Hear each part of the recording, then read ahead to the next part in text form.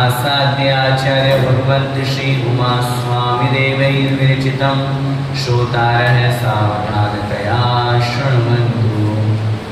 मंगलम भगवान वीरो मंगलम गौतमो गणी मंगलम कुंद कुंदार्यो जैन धर्मोस्तु मंगलम सर्वमंगल मांगल्यम सर्वकल्याणकारकम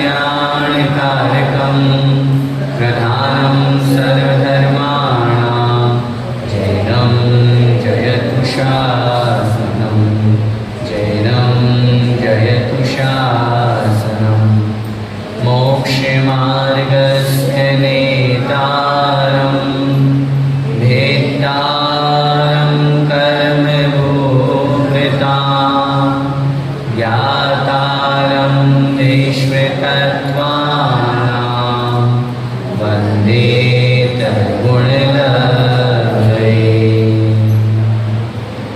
अनंतानंद सिद्ध परमेष्ठी भगवान की, आदिम तीर्थंकर बड़े बाबा श्री आदिनाथ भगवान की, मूलय श्री विराट शांतिनाथ भगवान की, द्वादशांग में जिनवाणी माता की, चारित्र चक्रवर्ती स्वास्थ्य शांति सागर जी महाविराज की, संत शिरोमणि आचार्य भगवंत एक श्री विद्यासागर जी महाराज की, अभिनवाचार्य श्री समय सागर जी महाराज की, परम पूज्य गुरुदेव निर्यापक श्रवण मुनि पुंगो श्री सुधा सागर जी महाराज की, अढ़ाई द्वीपस्थ समस्त महामुनिराजों की।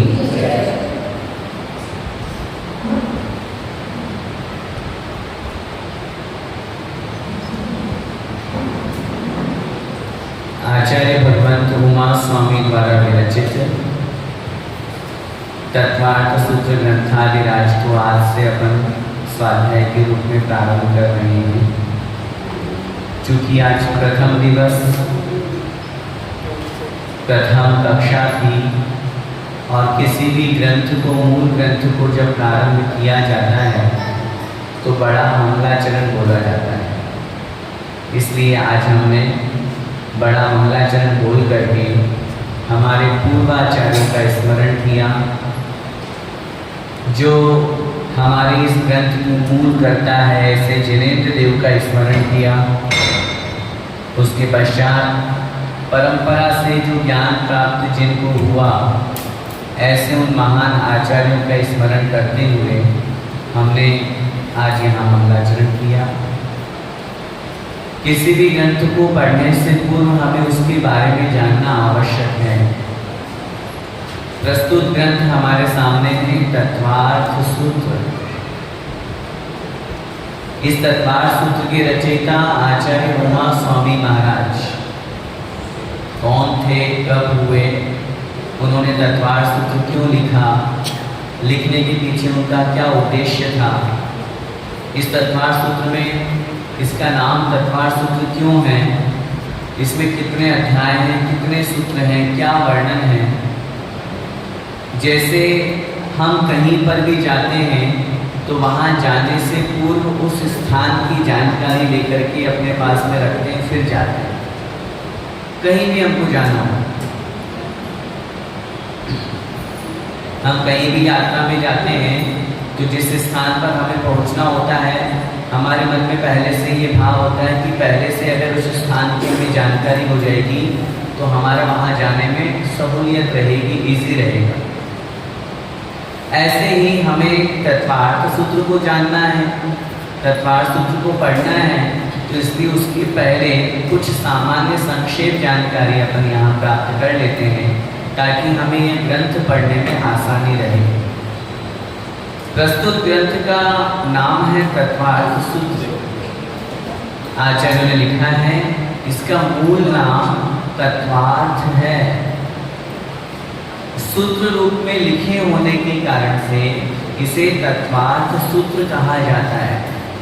मूल नाम तत्वार्थ सूत्र नहीं है, मूल नाम तो है तत्वार्थ। तत्वार्थ शब्द में दो शब्द हैं, तत्व और अर्थ। अभी हम आगे इसी पहले अध्याय में सूत्र पढ़ेंगे, उसमें 7 तत्वों का कथन किया गया है। लेकिन जब हम शब्द की तरफ व्याख्या करते हैं तो तत्व शब्द भी दो शब्दों से मिलकर के बना है, तत्व। देखिए जरा गौर से, आपको जो जिनवाणी दी गई है उसमें तत्वार्थ नाम जो फ्रंट पे दिया हुआ है, हाफ त भी दो हैं, त के बाद में हाफ त दो लिखे हुए हैं। अगर हम संधि विच्छेद पदच्छेद करेंगे तो तत्व ऐसा अर्थ निकलेगा, ऐसे शब्द निकलेंगे। तत् का मतलब होता है वह, कोई सी भी वस्तु हो, और त्व का मतलब होता है उसका भाव, उसका पना। वस्तु के भाव का नाम तत्व है। और वो वस्तु क्या? अर्थ, अर्थ माने पदार्थ। कोई सा भी पदार्थ हो, कोई सी भी वस्तु हो, उसका जो भाव है, उसका जो स्वभाव है, उसका नाम हो गया तत्वार्थ। जिसे हम कहते हैं 7 प्रकार की वस्तुएं अथवा 9 प्रकार के पदार्थों की जो हम व्याख्या करते हैं। प्रस्तुत ग्रंथ में उन्हीं 7 तत्वों का विवेचन सूत्र रूप में होने के कारण से इसका नाम तत्वार्थ सूत्र सार्थक होता है। प्रारंभ के 4 अध्याय में जीव तत्व का वर्णन है, 5वें अध्याय में अजीव तत्व का वर्णन है, 6ठे और 7वें अध्याय में आश्रव तत्व का वर्णन है, 8वें अध्याय में बंध तत्व का वर्णन है, 9वें अध्याय में संवर और निर्जरा का वर्णन है, और 10वें अध्याय में मोक्ष तत्व का वर्णन है। इस प्रकार 10 अध्यायों में पूरे 7 तत्वों को आचार्य उमा स्वामी महाराज ने बहुत अच्छी तरह से, बहुत सरल भाषा में हमें समझाने का प्रयास किया है।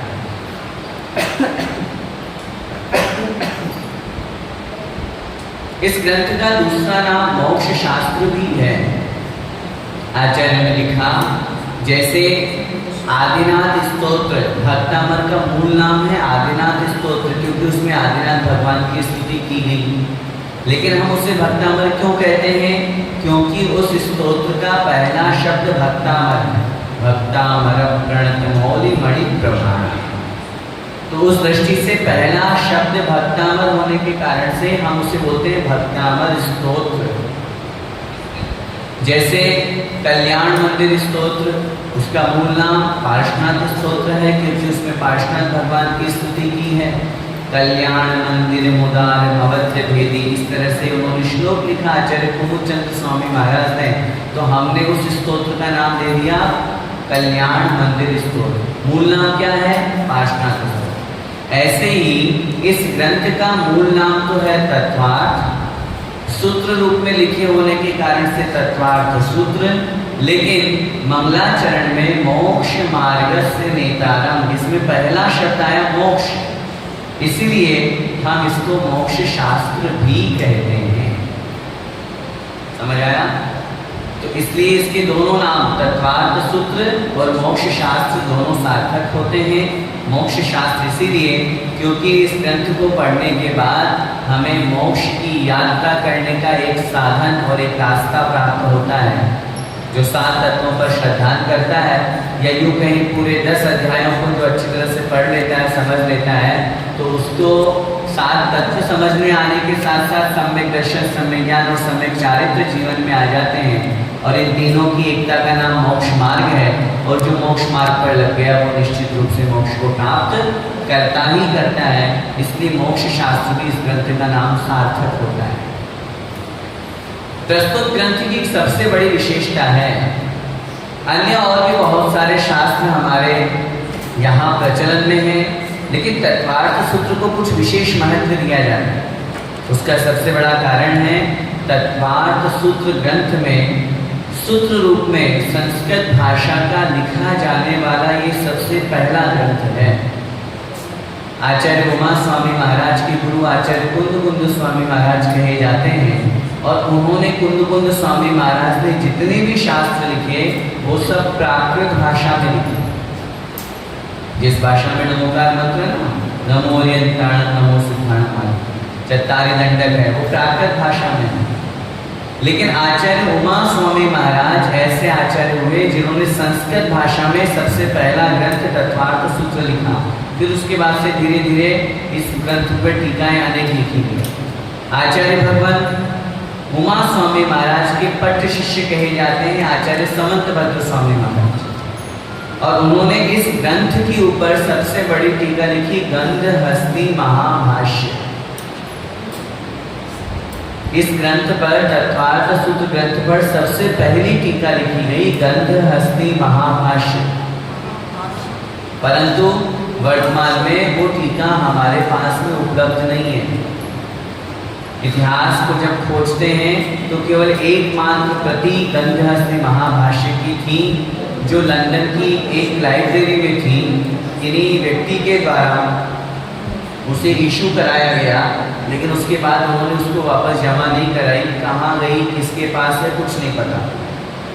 उसके बाद में 5वीं शताब्दी में आचार्य पूज्यपाद स्वामी महाराज हुए, जिन्होंने इस ग्रंथ पर टीका लिखी सर्वार्थ सिद्धि।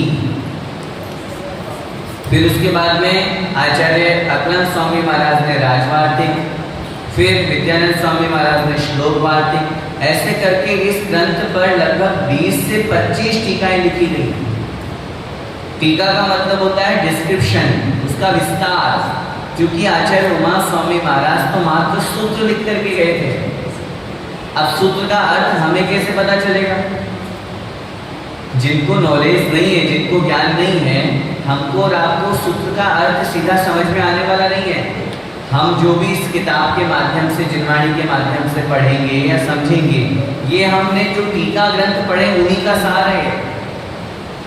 अगर टीका ग्रंथ नहीं लिखे होते तो आचार्य उमा स्वामी महाराज के इन सूत्रों का हम सही अर्थ नहीं लगा पाते। तो ये ग्रंथ इसलिए महत्वपूर्ण है क्योंकि इस पर सबसे ज्यादा टीकाएं लिखी गई। दूसरा कारण, आचार्य उमा स्वामी महाराज के द्वारा लिखे हुए इस ग्रंथ को दिगंबर और श्वेतांबर दोनों आमनाएं स्वीकार करती है। फर्क सिर्फ इतना है, हमारे यहाँ दिगंबर संप्रदाय में आचार्य उमा स्वामी नाम है रचयिता, और उनके यहाँ पर आचार्य उमा स्वाति के नाम से उनके यहाँ पर इसके रचयिता कहे गए हैं। हमारे यहाँ 10 अध्याय हैं, कुल मिलाकर के 357 सूत्र हैं, 357, और उनके यहाँ भी 10 अध्याय है, लेकिन सूत्रों की संख्या है 344, 344। कहीं किसी अध्याय में सूत्र ज़्यादा है, किसी में कम है। ये अपनी अपनी एक परंपरा, मान्यता हो सकती है, लेकिन दोनों संप्रदाय में इस ग्रंथ को स्वीकार किया गया है। इस ग्रंथ की सबसे बड़ी विशेषता ये भी है क्योंकि छोटे छोटे सूत्रों में आचार्य उमा स्वामी महाराज ने गागर में सागर भर दिया। सूत्र बहुत छोटा है, जैसे गागर माने छोटा सा घड़ा, और पूरा का पूरा समुद्र का पानी उसमें आ जाए। तो ऐसे ही सूत्र बहुत छोटे हैं, लेकिन जब हम उनके अर्थ पर जाते हैं, विस्तार करते हैं, तो आप विचार कर सकते हैं कि इस ग्रंथ पर सर्वार्थ सिद्धि टीका लिखी। राजवार्तिककार अकलन स्वामी महाराज को और अधिक विस्तार करना था तो उन्होंने राजवार्तिक लिख दिया। सर्वार्थ सिद्धि लिखने के बावजूद भी उनको और अधिक विस्तार आचार्य विद्यानंद स्वामी महाराज को करना था तो उस राजवार्तिक पे भी उन्होंने टीका लिख करके और श्लोक वार्तिक लिख दिया। मूल टीका तत्पाद सूत्र की कहलाई। तो कहने का तात्पर्य विस्तार बहुत है, आगम बहुत बड़ा है। हमारे पास जो कुछ भी आगम है ये तो बहुत थोड़ा है, अंग बाह्य के रूप में है।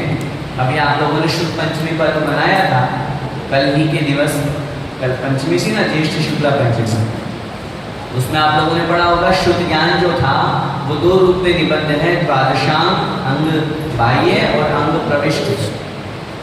तो जो द्वादशांग रूप है वो अंग प्रविष्ट कहलाता है, और अंग प्रविष्ट के आधार पर जो शास्त्र लिखे गए वो अंग बाह्य कहलाता है। हमारे सामने वर्तमान में अंग बाह्य ही है, अंग प्रविष्ट नहीं है। एक भी अंग, एक भी पूर्व हमारे समक्ष मौजूद नहीं है। आचार्य उमा स्वामी महाराज पहली शताब्दी में हुए, अभी चल रही है 21वीं शताब्दी। इसका मतलब लगभग 2000 वर्ष पूर्व इनका जन्म हुआ। और जब हम इनके इस ग्रंथ को पढ़ते हैं तो ऐसा लगता है जैसे वर्तमान की सारी गतिविधियां, सब कुछ दृश्य आज हमारे ग्रंथ में हमारे समक्ष उपलब्ध हैं। एक बार जब वो आहार करके वापस लौट रहे थे तो उन्होंने देखा एक ही स्थान पर एक सूत्र लिखा हुआ है, दर्शन ज्ञान चारित्राणि मोक्ष मार्ग। तो उन्होंने सूत्र पढ़ा, पढ़ करके, क्योंकि बड़े ज्ञानी थे, विद्वान थे, तो उन्होंने लिखा सूत्र लिखने वाला तो बिल्कुल ठीक लिख रहा। दर्शन माने श्रद्धान, श्रद्धान, ज्ञान और चारित्र तीनों की एकता का नाम मोक्ष मार्ग है। लेकिन उनके मन में विचार आया, अगर यह श्रद्धान, ज्ञान और चारित्र गलत हुआ तो, झूठा हुआ तो उन्होंने उसके आगे सम्यक शब्द जोड़ दिया और चले गए। पहले के मुनि महाराज विशेष रूप से जंगलों में ध्यान किया करते थे, आहार आदि के निमित्त से ही नगरों में आया करते थे। जब उस घर का मालिक वहां पर आया जिसने वो सूत्र लिखा था, उसने देखा मैंने जो सूत्र लिखा उसमें सम्यक शब्द जुड़ा हुआ है, तो उसको अपनी भूल का एहसास हुआ। उसने अपना दिमाग लगाया, क्योंकि वो भी तो ज्ञानी था, तभी तो उसने सूत्र बनाया। तो उसने सोचा बात बिल्कुल ठीक है, ये सम्यक शब्द जो जोड़ा गया है वो बिल्कुल सही जोड़ा गया। अगर ये दर्शन, ज्ञान और चारित्र सम्यक नहीं होंगे तो मोक्ष मार्ग कैसे बनेंगे? मिथ्या हुआ तो मोक्ष मार्ग कैसे बनेगा? तो उसने अपनी माँ से पूछा ये कौन लिख करके गए? तो उन्होंने बताया एक कोई दिगंबर साधु आए थे और वो लिख करके गए। पता पूछा, जंगल की तरफ गए हैं वो उनके वहाँ पीछे चला गया। वो ध्यानस्थ थे, सामायिक कर रहे थे। सामायिक के बाद में उन्होंने उनको नमोस्तु किया। नमोस्तु करके पूछा भगवान आत्मा का हित क्या है? पूज्य आचार्य उमा स्वामी महाराज ने कहा आत्मा का हित मोक्ष है। भगवान फिर मोक्ष मार्ग क्या है? मोक्ष मार्ग है सम्यक दर्शन, ज्ञान चारित्राणि मोक्ष मार्ग है। भगवान सम्यक दर्शन क्या है? तत्पार्थ श्रद्धानम सम्यक दर्शनम। और कहते हैं, सुनते हैं ऐसा, वह शिष्य उनसे प्रश्न करता गया और आचार्य महाराज सूत्र रूप में उसका उत्तर देते गए और बन गया हमारा तत्पार्थ सूत्र। ये ग्रंथ बहुत महत्वपूर्ण है। जैसे अन्य संप्रदाय में हिंदुओं में गीता का बहुत बड़ा महत्व है, जैसे मुसलमानों में कुरान का बहुत बड़ा महत्व है, जैसे ईसाइयों में बाइबल का महत्व है, ऐसे ही हमारे यहाँ तत्पार्थ सूत्र का महत्व है। दशलक्षण महापर्व के अवसर पर भी हम प्रतिदिन तत्पार्थ सूत्र का स्वाध्याय करते हैं, पाठ करते हैं। स्वाध्याय नहीं भी हो आपको पाए तो सब जगह तत्पार्थ सूत्र के वाचन की परंपरा है। हम अन्य ग्रंथ तो नहीं पढ़ते, समय सार, नियम सार, प्रवचन सार, रत्न शौकाचार ये तो नहीं पढ़ते, तत्पार्थ सूत्र ही पढ़ते हैं। इस बात से हम अंदाजा लगा सकते हैं कि यह ग्रंथ कितना महत्वपूर्ण है। हम जब अपने बच्चों को सांगारिक संस्थान में पढ़ाते हैं तो हम उनको एक बात बोलते हैं, अगर आपने तत्पार्थ सूत्र अच्छे से पढ़ लिया तो आप आधे शास्त्री हो गए। क्योंकि पूरा का पूरा जो बाद में आप अन्य ग्रंथों को पढ़ोगे वो इसी का डिटेल है, इसी का वर्णन है, इसी का विस्तार है। तो अगर ये अपन को अच्छी तरह से समझ में आ गया तो अन्य ग्रंथों को भी अपन अच्छी तरह से समझ पाएंगे। ये संक्षिप्त भूमिका, थोड़ा सा परिचय ग्रंथकर्ता का और ग्रंथ का हमने आपके सामने रखा। हम सभी सौभाग्यशाली हैं, जब भी हम कोई भी ग्रंथ पढ़ें उस समय, जैसे आज प्रथम दिवस प्रथम कक्षा में हमने बड़े मंगलाचरण के रूप में अपने उपकारी का स्मरण किया, जिन्होंने ग्रंथ लिखा उनका स्मरण किया। हमेशा जीवन में ध्यान रखें, जब भी कभी हमें ऐसा अवसर मिले तब उस समय ग्रंथ लेखन कर्ता को एक बार स्मरण करके हमारे समक्ष, हम अपने मन में, अपने हृदय में उनको, भले ही हमारे सामने वो प्रत्यक्ष मौजूद नहीं है, लेकिन परोक्ष रूप से हम उन्हें नमोस्तु करके धन्यवाद समर्पित करें।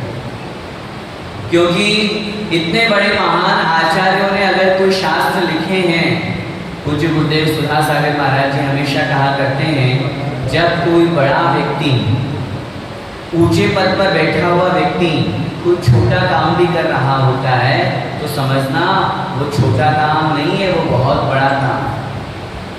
आचार्य उमा स्वामी महाराज ने, आचार्य कुंद स्वामी महाराज ने समय सार ग्रंथ में स्पष्ट रूप से लिखा, शुद्धोपयोगी मुनि की चर्या करते हुए, उन्होंने वर्णन करते हुए उन्होंने लिखा, मुनि महाराज का परम कर्तव्य है आत्मस्वरूप में लीन होना। और उन्होंने तो इतना तक उस ग्रंथ में लिख दिया, अगर कोई मुनि महाराज आत्मस्वरूप में लीन नहीं होते हैं समय सार की दृष्टि में, वो मिथ्या दृष्टि है। छठे साल के गुणस्थान में, वो पहले गुणस्थान वाले मिथ्या दृष्टि नहीं, शुद्धोपयोग से हीन होने वाले मिथ्या दृष्टि। इसका मतलब आचार्य कुंद स्वामी महाराज कहना चाह रहे हैं, मुनि महाराज का परम कर्तव्य है आत्मस्वरूप में लीन होना। लेकिन वही आचार्य कुंद महाराज समय निकाल करके आत्मस्वरूप से लीन होने के अलावा शेष जो समय बचता, अपने कर्तव्यों का निर्वहन करने के पश्चात अपने मूल गुणों का पालन करने के बाद जो शेष समय बचता, उसमें उन्होंने हम जैसे श्रावकों के लिए, हम जैसे भव्य जीवों के लिए 84 पाहुड़ लिख दिए, 84 ग्रंथ लिख दिए। कितना बड़ा उपकार है उनका हमारे जीवन पर।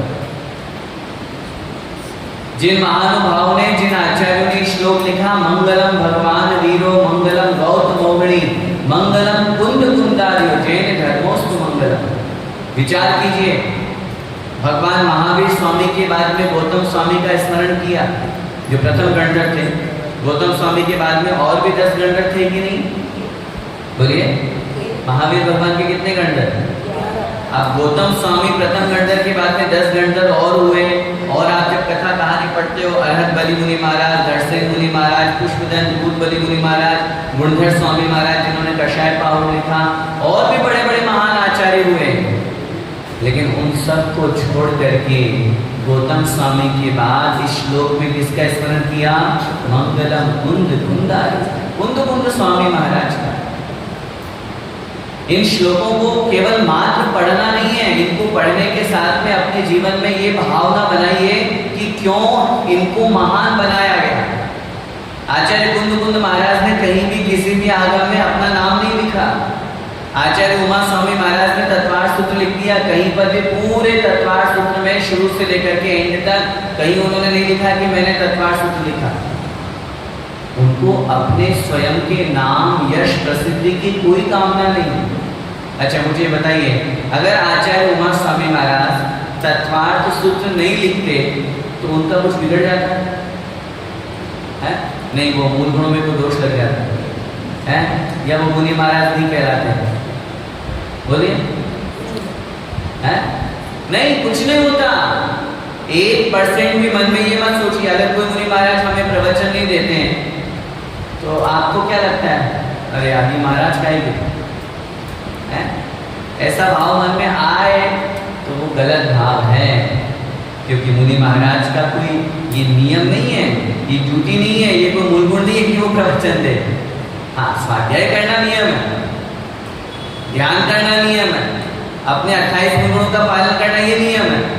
लेकिन प्रवचन देना, उपदेश देना, शास्त्र लिखना, ये उनका मूल गुण नहीं है। ये तो वो हम जैसे भव्य जीवों के कल्याण के लिए उपदेश देकर के चले।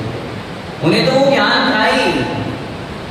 अरे उनके क्या बात करें, साक्षात तीर्थंकर भगवान हो चाहे केवली भगवान हो, आचार्य भगवान समंतभद्र स्वामी महाराज ने रत्नगंडक शाउकाचार्य में स्पष्ट रूप से लिख दिया, अनात्मार्थम विना रागै शास्ता शास्त्रे सतोहितम। तीर्थंकर भगवान उपदेश क्यों देते हैं, केवली भगवान उपदेश क्यों देते हैं? उन्होंने कहा सतोहितम, भव्य जीवों के कल्याण के लिए। सत माने होता है जीवों के कल्याण के लिए उपदेश देते हैं। अगर वो उपदेश नहीं देंगे तो क्या आप उनको केवल ज्ञानी नहीं मानोगे? बोलो, मानेंगे? वो तो है ही। केवल ज्ञानी ज्ञानावरण कर्म के क्षय से बने, वीतरागी मोहनी कर्म के अभाव से बने। अब उपदेश देने का कोई नियम नहीं है। जैसे सुपोषण मुनि महाराज, राजकुमार मुनि महाराज, जो मुख केवली होते हैं, जो अंतर्गत केवली होते हैं, वो कौन सा उपदेश देते हैं? फिर भी भगवान है कि नहीं है? ऐसे ही हमेशा ध्यान रखिए, ये कोई नियम नहीं है कि इन आचार्यों को कोई ग्रंथ लिखना ही पड़ता। और भी बहुत सारे आचार्यों में बहुत सारे मुनि महाराज हुए जिन्होंने नहीं लिखे, लेकिन जिन्होंने लिखे वो धन्य हैं कि इतना मेहनत, इतना परिश्रम करके। और जब कभी इतिहास पढ़ो तो विचार कीजिए, आजकल तो थोड़ी सी कंकड़ वाली व्यवस्था चल गई, टाइपिंग वाली, कंप्यूटराइज्ड जमाना आ गया। पहले के समय में ये जो ग्रंथ लिखे गए, कभी आप लोगों ने सुना हो ताड़पत्र पर, ताम्र पत्र पर इन ग्रंथों को उकेरा गया। ताड़पत्र पे कैसे? क्योंकि मुनि महाराज स्याही का प्रयोग तो करते नहीं है। अब वो कैसे लिखते? जैसे उनको लिखना है मोक्ष मार्गस्य, है ना, तो पत्र लेंगे और जो कांटे जैसा आता है इसको दबा दबा करके, तो ऐसे लिखेंगे मैं।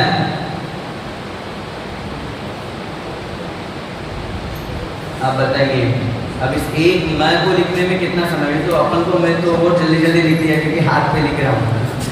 उस पत्र के बारे में विचार कीजिए, कितनी मेहनत उन्होंने करी, कितना परिश्रम उन्होंने किया, किसके लिए? खुद के लिए नहीं, स्वयं के लिए किंचित मात्र भी नहीं, न उनको कोई नाम की परवाह, न उनको सम्मान की परवाह। अगर ये वहां होता तो फिर वो लिख के जाते अपना नाम। सोचिए, आचार्यों ने लिखा है, वो स्पष्ट रूप से उन्होंने भव्य जीवों के कल्याण के लिए, ऐसे महान आत्माओं के कल्याण। मैं तो स्वयं मोक्ष मार्ग पर चल पड़ा, लेकिन मेरे जैसे और भी अनेक भव्य जीव हैं जो मोक्ष मार्ग पर चलना चाहते हैं। जब आदि पुराण पढ़ते हैं, आदिनाथ भगवान के जीवन चरित्र की ओर दृष्टि जाती है। सोचिए जरा, विचार कीजिए, 6 महीने का जो मुनि अवस्था में सबसे पहले ध्यान योग लगा के बैठ गए। आचार्य ने लिखा है, तीर्थंकर जैसे ही मुनि दीक्षा धारण करते हैं, वो 63 रिद्धियों के धारी हो जाते हैं अंतर्मुख पर। उन्हें आहार की आवश्यकता नहीं पड़ती। पूरे जीवन भर भी अगर वो आहार नहीं करें तो भी उनके शरीर में कोई शिथिलता नहीं आएगी, कोई समस्या नहीं आएगी, कोई बीमारी नहीं, कोई कमी नहीं, कोई रोग नहीं, कुछ नहीं आएगा, कोई आवश्यकता नहीं है। वो स्वयं के लिए आहार नहीं लेते। आचार्य भगवान जिनसेन स्वामी महाराज ने आदि पुराण में लिखा, वो जो आहार लेते हैं वो भव्य जीवों को दान विधि बतलाने के लिए आहार लेते हैं। मैं तो निकल लूंगा, मुझे तो मोक्ष में जाना ही जाना है, मेरा तो नियामक है, लेकिन मेरे समान कोई मोक्ष मार्ग में चलेगा तो वो थोड़ी ना सारे के सारे तीर्थंकर बनेंगे। बोलो, मुनिचर्या का पालन कैसे होगा? सबसे प्रथम मुनि कौन बने इस अवसरपणी काल में? आदिनाथ भगवान। इस अवसरपणी काल में सबसे पहले मुनि दीक्षा किसने ली? आदिनाथ भगवान। और उस समय चूंकि तीर्थंकर का नियम होता है कि वो दीक्षा लेते मौन हो जाते। 4000 राजा जो उनके साथ में मुनि बने थे वो धीरे धीरे भ्रष्ट हो गए। वो सब कहानी आप लोग सब पढ़ते हैं, सुने होंगे। क्यों भ्रष्ट हो गए? क्योंकि उनको पता ही नहीं कि मुनि का मतलब क्या होता है। उन्होंने तो राजा को देख करके कपड़े उतार लिए, जंगल में चले गए और वो तो बैठ गए 6 महीने के लिए ध्यान पे। अब उनको तो भूख लगी नहीं है, बाकी लोगों को तो लगेगी ना। और फिर स्थिति अपन सब पढ़ते हैं उस ग्रंथ में, कोई पेड़ के फल खा रहे हैं, कोई क्या कर रहे हैं, भ्रष्ट हो गए, चले गए। क्यों? क्योंकि मुनिचर्या का ज्ञान नहीं था। लेकिन इतने बड़े महान तीर्थंकर बनने वाले साधक को मन में ये भाव आया, मैं तो चला जाऊंगा, लेकिन ये मुनि परंपरा कैसे रहेगी? आगे आने वाले समय में मोक्ष मार्ग कैसे जीवित रहेगा? उसको चलाने के लिए उनको विधि लेकर के 7 महीने और 10 दिन तक प्रतिदिन आहार के लिए निकलते थे। सोचिए कितना बड़ा एक ये विकल्प। आप सोचिए कि कितने बड़े महान आचार्यों को, कितने बड़े महान साधकों को, मुनिराजों को भी हमारे कल्याण की चिंता थी। अपने मन में भाव रखिए, आचार्य उमा स्वामी महाराज को अपन पढ़ रहे हैं, अपने आँख बंद करके आचार्य उमा स्वामी महाराज की आत्मा जहाँ भी है उनको, जिसको अपन अपनी भाषा में बोलते हैं, दिल से थैंक यू बोलिए, धन्यवाद ज्ञापित कीजिए। जैसे मैंने आज सुबह प्रातःकाल के प्रवचन में कहा था, धन्यवाद ज्ञापित कीजिए आचार्य भगवंत विद्यासागर जी महामुनिराज का, पूज्य गुरुदेव सुधा सागर जी महाराज का, जिनकी कृपा और अनुकंपा से आज हमें कुछ धर्म की बातें पढ़ने, सुनने और मंदिर में आने का अवसर मिल रहा है। नहीं तो कहाँ हम धर्म कर पाए इस पंचम काल की 21वीं सदी में। आचार्य उमा स्वामी महाराज का स्मरण इस भाव के साथ में, केवल अभी का ही नहीं, हमेशा जब कभी भी कोई भी ग्रंथ पढ़े, हमेशा सबसे पहले ग्रंथकर्ता के प्रति पूर्ण रूप से कृतज्ञता का भाव, उनके प्रति उपकार का भाव कि उन्होंने लिख करके मेरे ऊपर उपकार किया। अब देखना, 2 बातें और कहूँगा। जब कभी हमारे मन में ऐसा भाव आता है, ये ग्रंथ किसके लिए लिखा गया, मैं आपसे पूछता हूँ, बताइए ग्रंथ किसके लिए लिखा? बोलिए, हमारे लिए है ना। जितने भी लोग बैठे हैं आप सबके लिए लिखा है ना।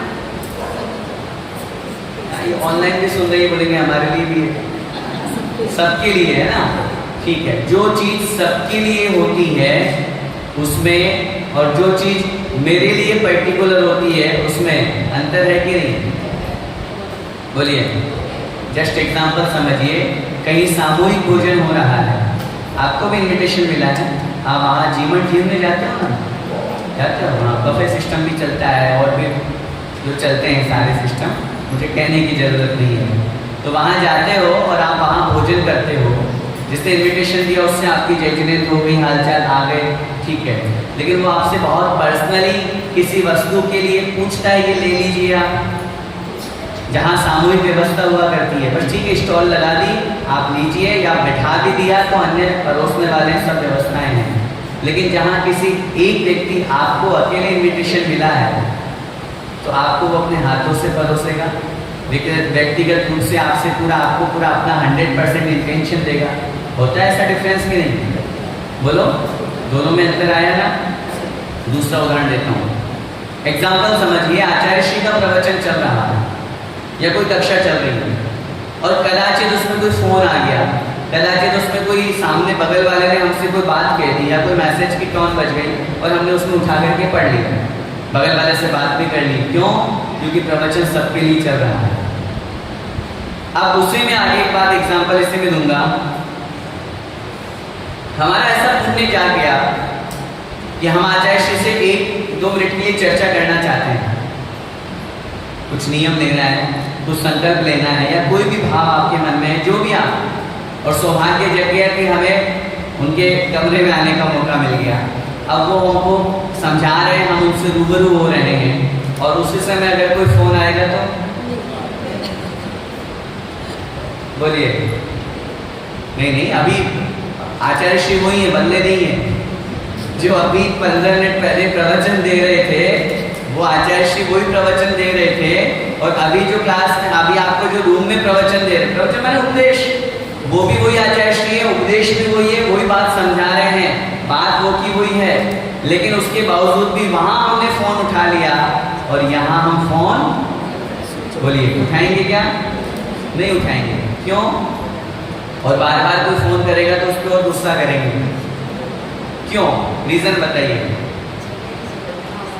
वहां सामूहिक व्यवस्था थी और यहाँ व्यक्तिगत व्यवस्था है।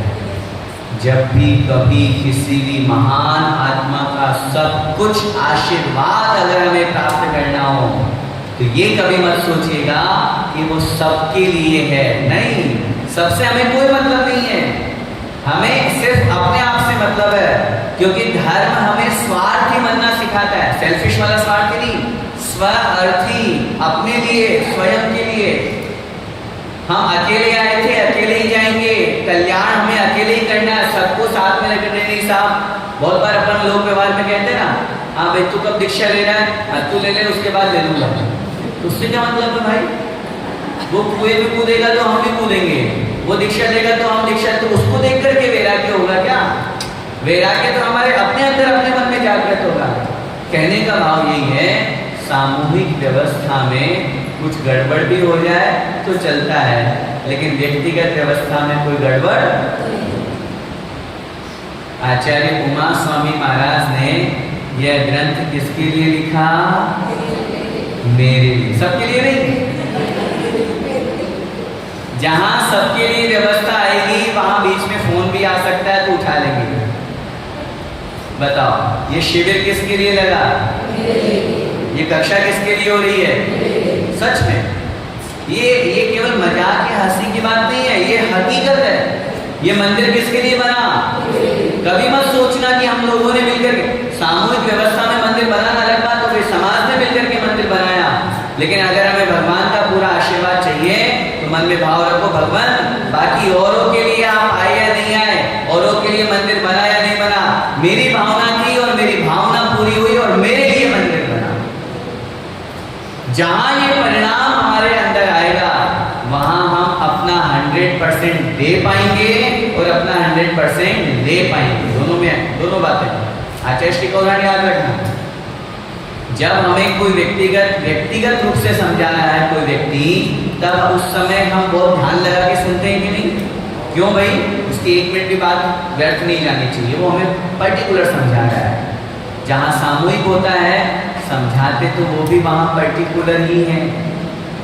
अपन लोग अपने प्रमाद में उसको सामूहिक रूप में घटा लेते हैं, इसलिए ऐसी व्यवस्था हो जाया करती है। लेकिन उस सामूहिक रूप अवस्था में भी भले इस तत्वार सूत्र को पढ़ने वाले दुनिया में लाखों लोग हों, लेकिन लाखों लोगों के मन में एक ही भाव आना चाहिए, ये तत्वार सूत्र मेरे लिए लिखा। आचार्य उमा स्वामी महाराज का स्मरण कीजिए। उन्होंने कितना बड़ा उपकार किया मेरे ऊपर, मेरी आत्मा के ऊपर। इसको पढ़ने के बाद जीवन में कितना परिवर्तन आया, ये अपने अंदर विचार करें। कोई भी हो, चाहे भक्तामर स्तोत्र हो, भक्तामर स्तोत्र आचार्य भगवान मानतुंग स्वामी महाराज ने किसके लिए लिखा? भगवान की भक्ति। अब फिर देखो, उसके बाद फिर आप जो भक्तामर पढ़ोगे उसका चमत्कार ही कुछ और होगा। अब तक तो हम पढ़ रहे थे, क्यों, किसकी रचना है? आचार्य मानतुंग स्वामी महाराज की। लेकिन जब उसका अर्थ जान लेंगे और एक एक शब्द का भाव समझ करके जब उसमें डूब जाएंगे तो हम अपने आप को मानतुंग स्वामी मान करके और भगवान की भक्ति करके वही भाव यहाँ लगाइए। इसलिए आज प्रथम दिवस था, पहली कक्षा में भूमिका इस रूप में अपन को समझनी चाहिए। महान आचार्यों ने हमारे लिए ये ग्रंथ लिखे हैं और अगर हम इनको नहीं पढ़ेंगे, इनका स्वाध्याय हम नहीं करेंगे तो बताओ हम अजैनियों से उम्मीद करें? आप लोगों के यहाँ शिविर लग रहा है, जितने भी लोग बैठे हुए हैं बड़े सौभाग्यशाली हैं, पुण्यशाली हैं। नहीं बैठे हुए हैं तो ऑनलाइन के माध्यम से भी व्यवस्था बनाई गई है कि घर बैठे भी आप इसको पढ़ सकते हैं, सुन सकते हैं। और फिर उसके बावजूद भी अगर कोई न पढ़े तो घर घर जाके पढ़ाने वाली व्यवस्था तो फिर नहीं है। लेकिन परंतु इस बात को जरूर अपन मन में रखें कि नहीं, जब इन पूर्वजों ने, हमारे महान आचार्यों ने हमारे लिए इतनी बड़ी संपदा वो छोड़ करके गए हैं, तो हमारा कर्तव्य है हम उसका उपयोग करें, हम उसको समझें ताकि हमारे जीवन का भी कल्याण हो। ऐसा सोच करके, ऐसा विचार करके और अपने कोई ग्रंथ पढ़ना चाहिए। आइए मंगलाचरण के माध्यम से प्रारंभ करते हैं। मैं एक एक शब्द का पहले उच्चारण करूँगा, आप उसको रिपीट कीजिए। मोक्ष मार्गस्य नेतारम भेत्तारम कर्म भूभृताम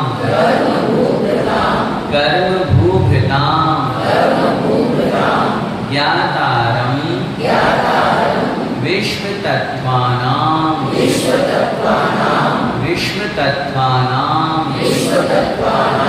वन्दे तद्गुण लब्धये वन्दे तद्गुण लब्धये।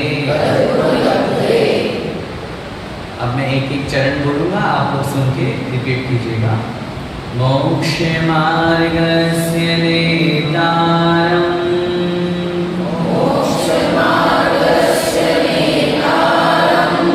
भेत्तारं कर्म भूभृताम् ज्ञातारं विश्वतत्त्वानां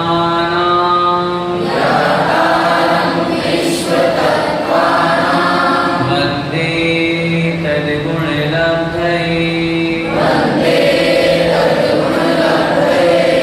एक साथ बोलिए, मोक्ष मार्गस्य नेतारम्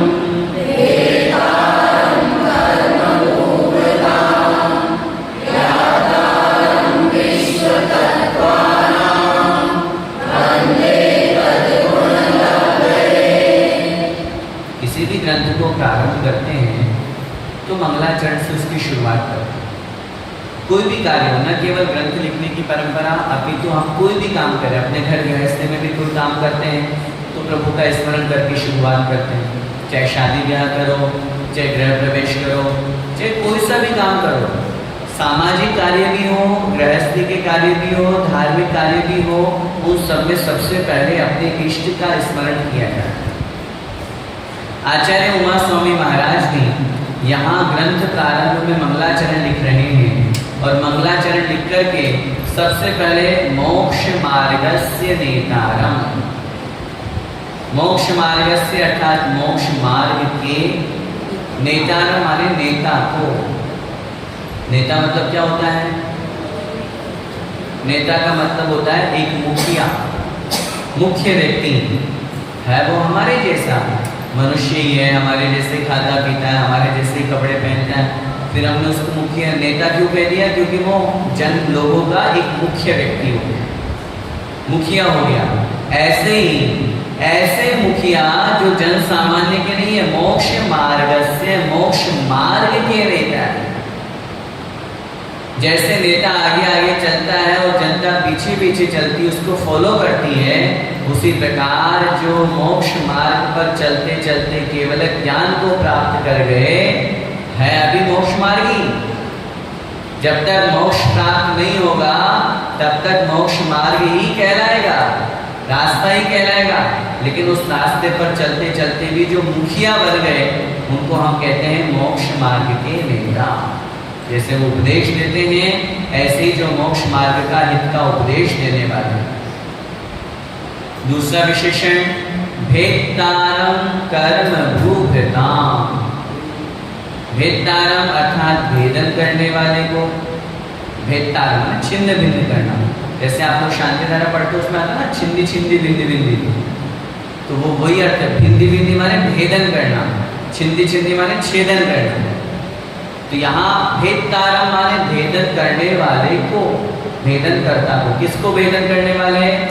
कर्म भूभृताम, कर्म रूपी पर्वतों को। भूभृत का मतलब होता है पर्वत। कर्म रूपी पर्वतों को नष्ट करने वाले को। कर्म को पर्वत के समान क्यों कहा? क्योंकि कर्म छोटे मोटे थोड़ी न हैं। जैसे पर्वत सामने हो और हमें अगले पर पार जाना है तो पर्वत को भेद करके जाना है। पर्वत के ऊपर से आप सोचो फ्लाइट का जमाना है, उससे उड़ के चले जाएं। सामने वाले को टास्क ही दिया गया है कि तुमको पर्वत में से रास्ता निकालना है। अब बताओ कितने दिन लगेंगे, कितनी मेहनत लगेगी, कितना परिश्रम लगेगा, तब जाकर के उस पर्वत को हम नष्ट करके और आगे बढ़ पाएंगे। ऐसे ही कर्मों का नाश बहुत इजी कोई नहीं है। सोचे हाँ आज इच्छा हो गई, आज कर्मों का नाश करने बैठ जाते हैं तो आज ही नष्ट हो जाए। भरत स्वामी को अंतर मुहूर्त में केवल ज्ञान की प्राप्ति हो गई। ऐसा लोग कहते हैं हम भी भरत स्वामी के जैसे जिस दिन हमें केवल ज्ञान प्राप्त होगा उसके अंतर्मुख वाले कपड़े उतारेंगे, मुनि बनेंगे और केवल ज्ञान प्राप्त कर लेंगे। तो पहली बात ये गारंटी है क्या कि भरत स्वामी जैसे हमको इतना वैराग्य उमड़ जाए, इतनी हमारे अंदर चिद्रूप दशा प्रकट हो जाए? और ये तो चलो इस भव की कहानी है, उसके पिछले भवों में उठा करके देखो तो उन्होंने कितनी तपस्या करी है, कितनी साधना करी है। तो कहने का भाव ये है कर्मों का नाश करना पर्वत को नष्ट करने के समान है। इसलिए यहाँ दूसरा विशेषण आचार्य महाराज ने दिया कर्म भूभृताम भेत्तारम, कर्मों के नष्ट करने वाले को, कर्मों के कर्म रूपी पर्वतों को नष्ट करने वाले। तीसरा विशेषण ज्ञातारम विश्व तत्वानाम। ज्ञातारम माने ज्ञाता को, जानने वाले को। किसको जानना? विश्व तत्वानाम। विश्व का मतलब होता है समस्त। विश्व का मतलब संसार भी होता है, लेकिन एक शब्द के अनेक अर्थ होते हैं। यहाँ विश्व का मतलब लगाना है समस्त संसार, और तत्व माने तत्व, वस्तु, पदार्थ, उनकी द्रव्य गुण पर्याय, समस्त तत्वों के जो ज्ञाता है उनको। तो तीन विशेषण यहाँ भगवान के दिए। सबसे पहले मोक्ष मार्ग से नेतारम से हितोपदेशी गुण प्रकट हो रहा है, क्योंकि नेता जैसे उपदेश देता है ऐसे मोक्ष मार्ग के नेता हमारे भगवान हैं जो हित का उपदेश देते हैं दिव्य ध्वनि के माध्यम से। दूसरा विशेषण कर्म रूपी पर्वतों को नष्ट करने वाले माने वीतरागी, क्योंकि राग द्वेष भी तो कर्म है। और ऐसा मत समझिएगा केवल वीतरागी बोल देते हैं अपन। वीतरागी एक यूं मान लीजिए सिंबलिक वर्ड हो गया, एक प्रतीकात्मक शब्द है। राग से रहित, वीतरागी माने राग से रहित, जिनका राग बीत गया है। लेकिन नॉट ओनली राग, राग द्वेष मद लोभ मोह चिंता रति, 18 दोष वो सब नष्ट हो चुके हैं उनके। हम भगवान के विशेषणों में वीत द्वेषी भी बोल सकते हैं, वीत मद भी बोल सकते हैं, वीत मोही भी बोल सकते हैं। देखो तो पर्टिकुलर एक शब्द चल पड़ा वीतरागी। तो वीतरागी कहने का तात्पर्य राग द्वेष आदि सभी भाव कर्मों से जो रहित हो गए हैं, द्रव्य कर्मों से जो रहित हो गए, मोहनी आदि से, वो कहलाते हैं वीतरागी।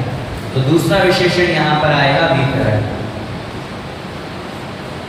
तीसरा विशेषण समस्त तत्वों के जो ज्ञाता हैं, जानने वाले हैं, अर्थात सर्वज्ञ। ये तीन विशेषण हमारे यहाँ पर आचार्यों ने लिखे हैं, जो वीतरागी, सर्वज्ञ और हितोपदेशी होते हैं। ऐसे जिनेंद्र देव को वंदे, मैं नमस्कार करता हूँ। नमस्कार क्यों कर रहा हूँ? अगला सबसे महत्वपूर्ण विशेषण दिया, तद गुण लब्धये। तद माने उनके समान, गुणों की, लब्धये माने प्राप्ति के लिए। हम उनके समान गुण प्राप्त करना चाहते हैं, उनके समान बनना चाहते हैं। जैसे वीतरागी, सर्वज्ञ, हितोपदेशी गुण भगवान आप में हैं, ऐसे हम भी आपके जैसे इन गुणों को प्राप्त करना चाहते हैं। इसलिए मैं आपको नमस्कार करता हूँ। अपन सब लोग बनिया कहलाते हैं, है ना? जैन को जैन बढ़िया बोलते हैं ना। और ऐसे व्यवहार में कहा जाता है कि बढ़िया बुद्धि जो होती है ना, वो ऐसी होती है कि वो कभी नुकसान का सौदा नहीं करती, कभी नहीं करती। उसको बढ़िया व्यापारी लोग ही हुआ करते थे। आजकल अपन लोग सर्विस में आ गए हैं, लेकिन वास्तव में तो पहले अपन सब व्यापारी होते थे। तो वो बढ़िया बुद्धि लगाने वाला अपन यहाँ भी देखो, आचार्य महाराज दिख रहे हैं। हम कोई भी कार्य करते हैं तो उसके पीछे हमारा कोई ना कोई स्वार्थ होता है। जैसे अभी आप लोग यहाँ शिविर में आए, क्या स्वार्थ है? पढ़ने का। यहाँ बैठेंगे, पढ़ेंगे, तत्वार सूत्र पे चर्चा करेंगे, ये स्वार्थ है। कोई भी हो, कोई भी कार्य करेंगे तो उसके पीछे कोई ना कोई रीजन होगा। हम यहाँ भगवान को नमोस्तु कर रहे हैं, फोकट में नहीं कर रहे, फ्री फंड में नहीं कर रहे। भगवान से बोल रहे हैं, भगवान मैं आपको नमोस्तु कर रहा हूँ, मुझे बदले में कुछ चाहिए। बोलो, सही है, हकीकत है। बिना, मैं कह रहा हूँ बनिया बुद्धि, बनिया जो होता है ना, वो कभी भी नुकसान का सौदा नहीं करेगा। वो अगर कहीं सिर भी झुकाएगा तो उसके पीछे भी उसको कुछ न कुछ चाहिए, तब वो झुका रहा है। किसी से प्रेम पूर्वक बात भी करेगा, इसका मतलब उससे कुछ ना कुछ काम निकलवाना इसलिए कर रहा है। यहाँ आचार्य भगवान को नमोस्तु कर रहे हैं, उसके पीछे भी हमारा लक्ष्य है, हमारा उद्देश्य है। वंदे तद गुण लब्धये। ऐसे नमोस्तु नहीं कर रहा, क्योंकि मेरा उस नमोस्तु के पीछे लक्ष्य है। भगवान मैं तो इतना बड़ा बढ़िया हूँ, आपको क्या लगता है ये सुबह सुबह जो आपके ऊपर इतना जल डालता हूँ मैं, जिसको आप अभिषेक बोलते हो, जिसको आप शांति धारा बोलते हैं, हम लोग फोकट में नहीं डाल रहा, पानी आपके ऊपर डाल रहा हूँ, सफाई मेरी हो रही है। हकीकत है, भगवान के ऊपर जो हम अभिषेक करते हैं वो भगवान की प्रतिमा की सफाई करने के लिए नहीं करते। हाँ, कभी मन में रखना मत ऐसा विचार, धूल मिट्टी साफ करने के लिए हम प्रतिमा की सफाई करने के लिए अभिषेक करते हैं। अगर ऐसा होता तो आकृतिम चित्तलय में तो कोई धूल प्रतिमा होती नहीं, धूल मिट्टी होती नहीं। वहाँ तो सब प्रतिमाएं आकृतिम है, और आकृतिम स्थानों पर कोई धूल मिट्टी नहीं होती, फिर भी वहाँ रोज अभिषेक होता है। आचार्य ने लिखा, त्वां स्वीय कल्मष गणोन्मथनाय देव शुद्धोदकेरभिनयामि महाभिषेकम्। अभिषेक पाठ पढ़ते हो ना माधवानंद स्वामी महाराज वाला, उसकी लाइन बोली, मैं अपने कर्मों का नाश करने के लिए, मैं अपने पापों को शांत करने के लिए भगवान आपका अभिषेक कर रहा हूँ, मैं जल चढ़ा रहा हूँ। क्यों? बोलो, जल क्यों चढ़ाते हैं? जन्म जरा मृत्यु। अब बताओ कितना सा जल चढ़ाया और फल कितना प्राप्त करना चाहते हैं? यही भावनात्मक धर्म कहलाता है। फल चढ़ाया, एक नारियल भी नहीं चढ़ाया, बादाम चढ़ाई है, बादाम चढ़ाई है, और उस बादाम को चढ़ा करके भावना क्या पा रहे हैं? ये तो बड़ा सस्ता सौदा है। मुंबई वालों में तो बढ़िया, फिर तो यहाँ तो लाइफ अच्छी निकल सकती है। इतना सा दो, इतना सारा लो, है? इतना सा एक बादाम चढ़ाने से कितना बड़ा फल मिलने वाला है। फिर तो हमारे यहाँ बादामों की कमी है क्या? लेकिन नहीं, उन शब्दों के साथ में हमारी भावनाएं वहां पर। एक बार नमोस्तु अपन ने किया, आचार्य उमा स्वामी महाराज को लिख रहे, वंदे मैं आपको नमोस्तु करता हूँ आपके समान गुणों की प्राप्ति के लिए। भगवान मैं तो आपको नमोस्तु करूंगा और तब तक नमोस्तु करता रहूंगा जब तक आपके समान गुणों की प्राप्ति न हो। मेरा कर्तव्य तो वो है, मेरा कर्तव्य तो बादाम चढ़ाना है, मेरा कर्तव्य तो श्रीफल चढ़ाना है। मोक्ष फल मिलेगा नहीं मिलेगा ये आप जानो, मैंने तो आपके ऊपर विश्वास किया है, मैंने तो आपके ऊपर श्रद्धांजलि किया है, इसलिए मैं आपके चरणों में आया हूँ। हर चीज के पीछे वो लॉजिक लगाइए। यहाँ भी ये भाव आचार्य महाराज का समझिए। पूरे श्लोक का अर्थ हो गया, जो मोक्ष मार्ग के नेता हैं, वेत्तारम कर्म भूभृताम, जो कर्म रूपी पर्वतों को नष्ट करने वाले हैं, ज्ञातारम विश्व तत्वानाम, जो समस्त तत्वों के ज्ञाता हैं, अर्थात समस्त द्रव्य गुण पर्याय को एक साथ एक समय में जानते देखते हैं। ऐसे वीतरागी, सर्वज्ञ और हितोपदेशी, इन तीन गुणों से युक्त जो जिनेंद्र भगवान हैं, मैं उनको उनके समान गुणों की प्राप्ति करने के लिए वंदे अर्थात नमस्कार करता हूँ। यहाँ इस श्लोक की सबसे बड़ी विशेषता है आचार्य उमा स्वामी महाराज की। उन्होंने किसी व्यक्ति विशेष का नाम लेकर के नमोस्तु नहीं किया। हमारे यहाँ नाम की पूजा नहीं होती, हमारे यहाँ गुणों की पूजा होती। और गुण चूंकि गुणी से अलग नहीं रहते हैं। जैसे आत्मा का ज्ञान दर्शन गुण होता है ना, जैसे भूतल का स्पर्श रस गंध वर्ण गुण होता है, जैसे सोने का पीलापन गुण हो गया, चांदी का सफेद ये गुण हो गया, उससे अलग नहीं कर सकते। ऐसे ही अनंत ज्ञान, अनंत दर्शन, अनंत सुख और अनंत वीर्य, जिसे हम अनंत चतुष्टय कहते हैं, ये आत्मा के स्वाभाविक गुण हैं। अभी हमारे समक्ष क्यों प्रकट नहीं हुए हमारे, क्योंकि इनके ऊपर कर्म का आवरण है। अनंत ज्ञान क्यों प्रकट नहीं हुआ, क्योंकि ज्ञानावरण कर्म साथ में। जिनका ज्ञानावरण कर्म नष्ट हो गया उनको अनंत ज्ञान प्रकट हो गया, केवल ज्ञान प्रकट हो गया। चारों में लगाइए ऐसे, चार घातिया कर्मों के अभाव से, चार घातिया कर्मों के नाश से चार अनंत चतुष्टय प्रकट हो गए। तो जिनके अंदर वो गुण हैं, हम उनकी वंदना करते हैं, हम उनको नमोस्तु करते हैं। हमारे यहाँ पर गुण और गुणों से युक्त गुणी की पूजा होती है, नाम की पूजा नहीं होती।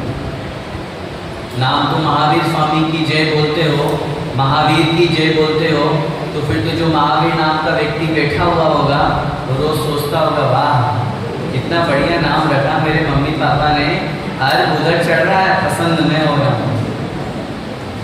मेरी भी पूजा हो रही है, मेरी भी आरती उतारी जाएगी, ओम जय महावीर प्रभु। नहीं, नाम की अगर पूजा होती तो जिन जिन के जो जो नाम हैं वो सब पूज्य हो जाते, लेकिन ऐसा नहीं होता। हम तो कहते हैं भगवान महावीर स्वामी भी पूज्य हुए हैं, तो उत्कृष्ट तप साधना करके अनंत चतुष्टय प्राप्त किया तो पूज्य हुए। अगर वो भी नहीं करते तो उनको भी कोई पूजा नहीं करने वाला। कोई भी हो, तीर्थंकर भी क्यों ना हो, तीर्थंकर भी क्यों ना हो, जो साक्षात तीर्थंकर बनने वाले हैं, उसी भाव से मोक्ष आने वाले हैं, जब तक संयम को धारण नहीं करते तब तक पूज्यता कोई भी नहीं करता। उनका कोई आरती नहीं उतारता, कोई पाद प्रक्षालन नहीं, कोई उनको नमोस्तु नहीं, कोई ढोल नहीं देता। गृहस्थ अवस्था में जब तक तीर्थंकर है वो हमारे जैसे सरागी है, लेकिन जैसे ही उनके मन में ये भाव आया, नहीं मुझे तो ये संसार छोड़ करके वैराग्य को धारण करना है, और पूरी दीक्षा लिए, रत्नत्रय गुण उनके जीवन में आ गया, और उसी रत्नत्रय गुण के कारण से उनमें पूज्यता का भाव प्रकट हो जाया करता है। जो संसार विषय सुख होता, तीर्थंकर क्यों त्यागे, काहे को शिव साधन करते, संयम सो अनुरागे। चक्रवर्ती का वैभव संपत्ति सब कुछ छोड़ करके, हमारे यहाँ के मूल नायक भगवान शांतिनाथ तो चक्रवर्ती भी थे, चक्रवर्ती भी थे और अतुल संपदा थी उनके पास में। वो सब कुछ छोड़ करके उन्होंने वैराग्य को धारण किया, उस रत्नत्रय गुण को प्राप्त किया, उसके माध्यम से केवल ज्ञान को प्राप्त किया, तब जाकर के उनकी पूजा हो रही है। नहीं तो अगर वो चक्रवर्ती ही बने रह जाते, उसका संपदा का त्याग नहीं करते, तो जैसे शुभम चक्रवर्ती नरक में गया, बोलो आज उसकी पूजा कौन करता है? आप बोलोगे नहीं, जो चक्रवर्ती होते हैं उनकी हम पूजा करते हैं। शुभम चक्रवर्ती की पूजा, ब्रह्मदत्त चक्रवर्ती की पूजा, दो चक्रवर्ती नरक है ना? नहीं, पूज्यता गुणों से आती है, नाम से नहीं आती है। व्यक्ति विशेष की पूजा नहीं होती है, उनके गुणों से उस गुणी की पूजा हुआ करती है। इसलिए इस श्लोक की, इस मंगलाचरण के, इस ग्रंथ के मंगलाचरण की सबसे महत्वपूर्ण विशेषता यही है कि इसमें किसी नाम विशेष को नमोस्तु नहीं किया गया। इसमें उनके गुणों से, गुणों का आह्वान, गुणों का वर्णन किया और उन गुणों से युक्त जो गुणी हैं, जो वीतरागी हैं, जिन्होंने कर्म रूपी पर्वतों को नष्ट कर दिया, जो सकल तत्वों के जानने वाले हैं और जो मोक्ष मार्ग के नेता अर्थात हितोपदेशी है, ये तीन गुण जिनमें विद्यमान हैं वो मेरे द्वारा वंदनीय है। ऐसा भाव यहाँ पर आचार्य उमा स्वामी महाराज का रखा गया। समय आपका काफ़ी हो गया। आज प्रथम दिवस था, इसलिए थोड़ा सा देरी से कक्षा शुरू हुई। कल से मेरा निवेदन, समय की पूरी अनुपालना करें। शाम को 8 बजे का मतलब 8 बजे होता है। जितने भी लोग आएंगे हम 8 बजे कक्षा शुरू कर देंगे, क्योंकि समय का अनुशासन रहेगा तो हम बहुत अच्छे से अपने जीवन में स्वाध्याय में आगे बढ़ पाएंगे। आज के लिए बस इतना ही। कल हम प्रथम सूत्र से आगे प्रारंभ करेंगे। बोले पादशाह में जिनवाणी माता